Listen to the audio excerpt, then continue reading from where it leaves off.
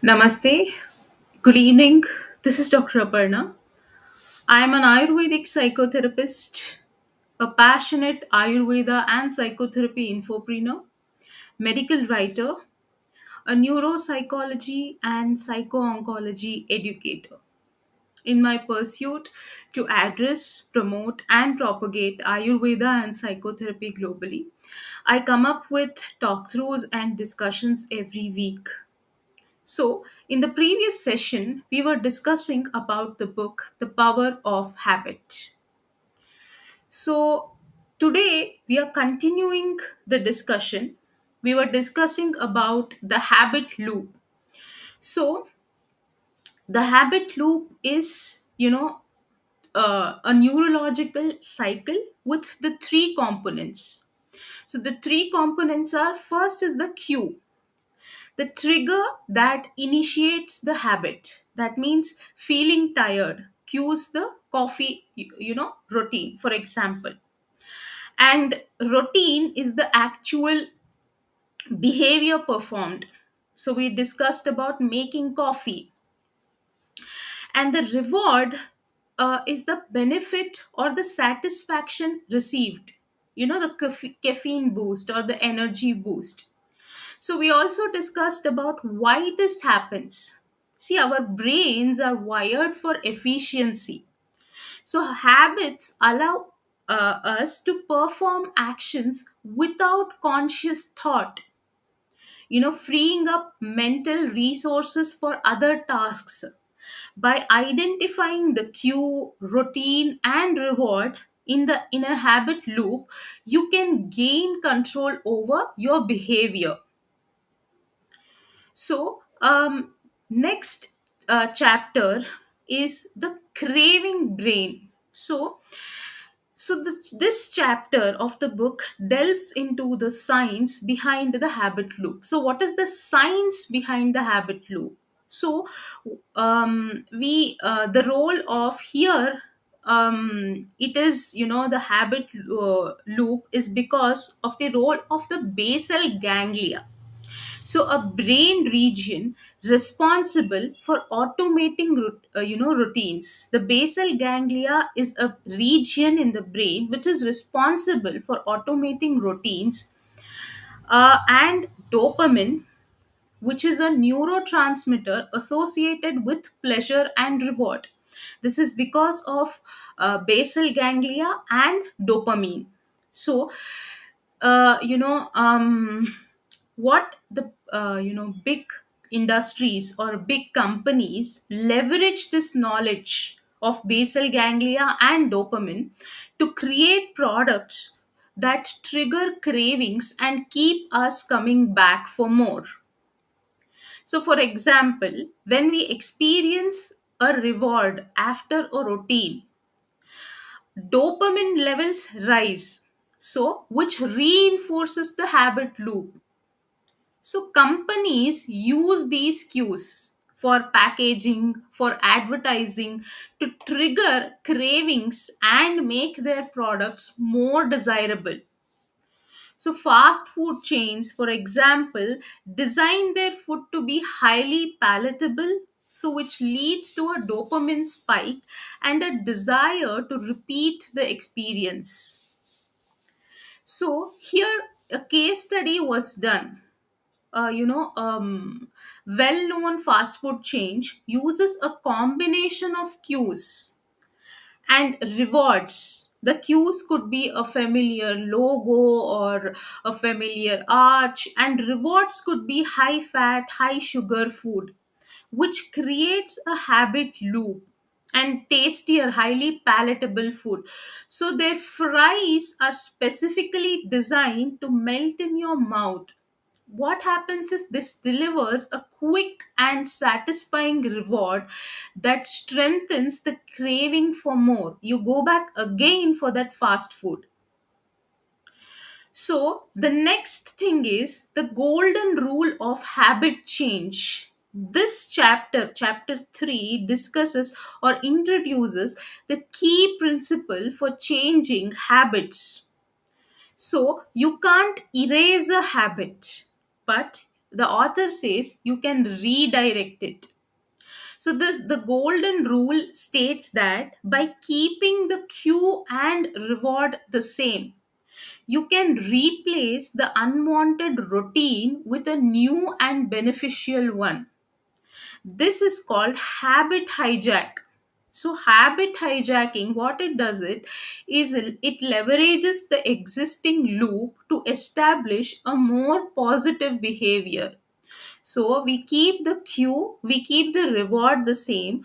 Only the routine, the unwanted routine, is replaced or redirected with a beneficial positive behavior or routine. So there is a, for example, a case study. A woman struggling with, debilitating eating disorder. So identified stress as the cue for her binges. So stress is the cue why she binges and why she feels overwhelmed and why she starts eating. So the reward was the temporary comfort the food provided. So, Q is the stress, reward is the temporary comfort which the food provides her.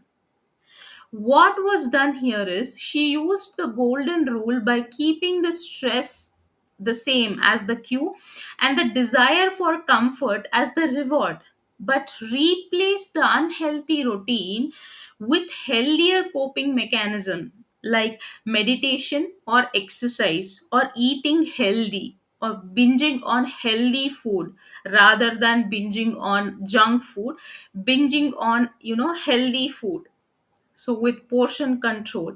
She only changed, the women kept the cue as stress, the stress was the same, and the desire for comfort, the reward was also same, but the only replacement here is the routine.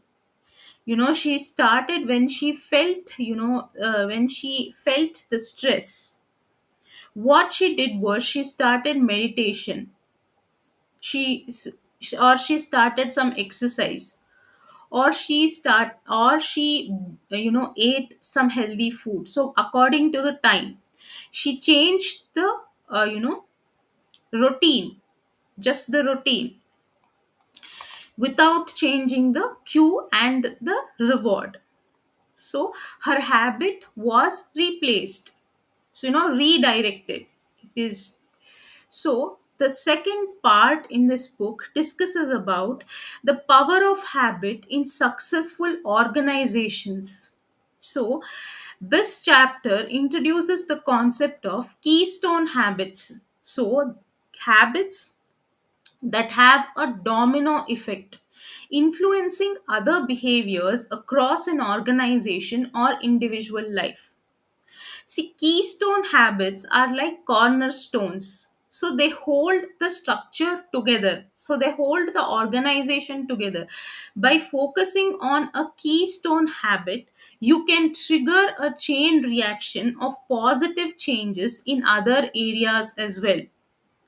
So, for example, a, a man who is the CEO of a company transformed the company culture by establishing safety as a keystone habit. So, this focus on safety led to improved employee morale, reduced accidents, and ultimately it led to increased productivity and profitability. So, the emphasis on safety, so it could be employee safety, you know, um, what happened is the emphasis on the safety here rippled through the organization. So it not only led to the improved employee morale, but also reduced the accident. It also increased the productivity, it also increased the profitability. Because employee safety was taken as a keystone habit, employees also focused on productivity and profitability. So the emphasis on the safety here rippled through the organization, so influencing also the other aspects of behavior. So the chapter 5 here is the habit of success. So, this chapter explores the role of habits in achieving goals and building success. So, how can habits help in achieving goals and building success? So, it also discusses about the concept of willpower. Why is willpower very important? You know, to redirect the habit or to build the habit of success, and how habits can automate behavior, so reducing the need for constant willpower exertion. So willpower is needed to build a habit, but habits, once it is, once there is a habit formed, that habits can automate behavior.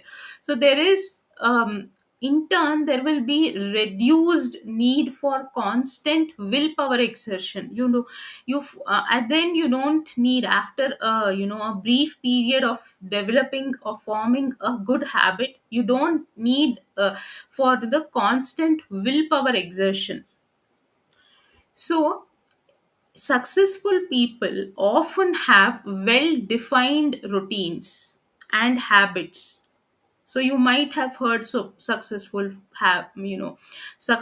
people have these disciplines, these routines, these habits.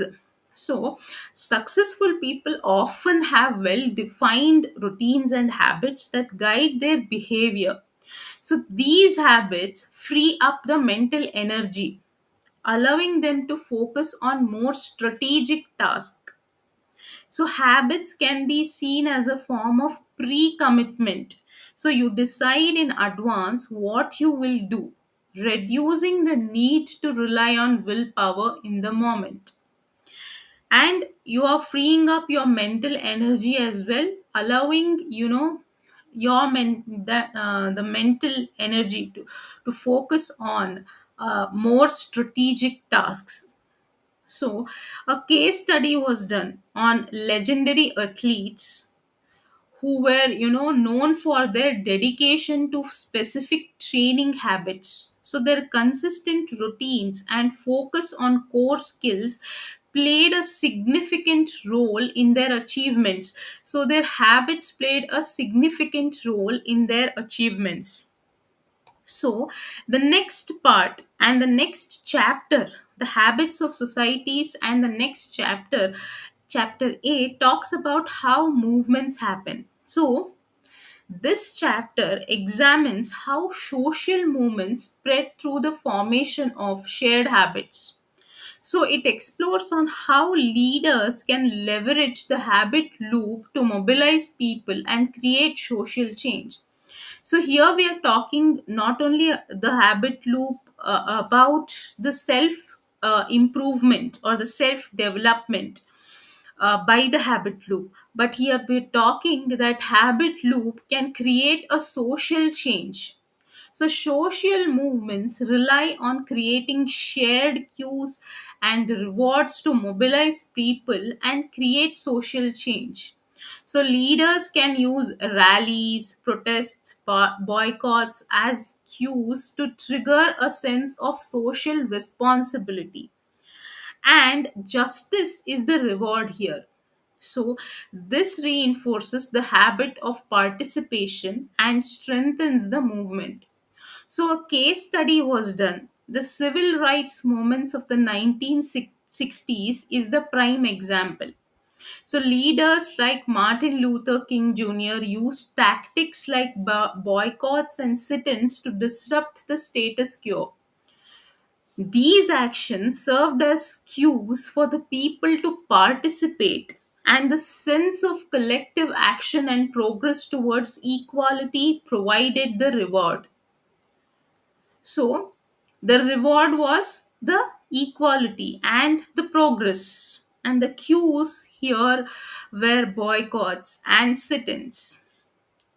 This strengthened the habit of non-violent resistance and ultimately contributed to a significant social change. So, this is how habit loop can also contribute to significant social change. Next is free will. So, here this chapter explores the complex relationship between habits and free will.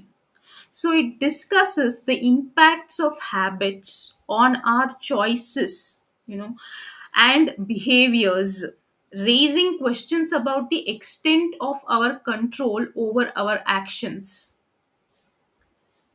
So, habits undoubtedly influence our behavior, but the book doesn't suggest they eliminate free will entirely. So, the book talks about, the author talks about we can still choose to be aware of our habits and make conscious decisions to change them. As we say that habits are automated, but the author also explains, the importance of free will.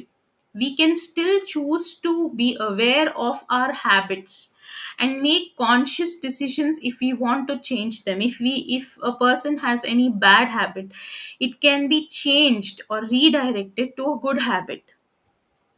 you know a case study was done with a man on a man with a rare neurological condition. So the person had difficulty initiating new actions. So his case highlights the role of habits in guiding our behavior even when we are unaware of them. So this man, what he did was, even after having a rare neurological condition, he could, continue, his routine, because the habits all guided in his behavior. So, um, you know this book provides, this the power of habit also, as I said, talks about, we say that habits function like being on an autopilot. So habit is a way for us to save energy. So habits have a profound effect on our personal and professional life. So while some habits have a positive effects, other habits, have a negative effect.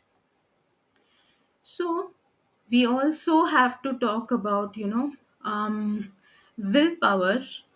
See, willpower, the author says, is definitely one of the most important habits because it translates to all other areas in the life. So Charles Duhigg points out that willpower is the single most important keystone habit for individual success, based on many studies.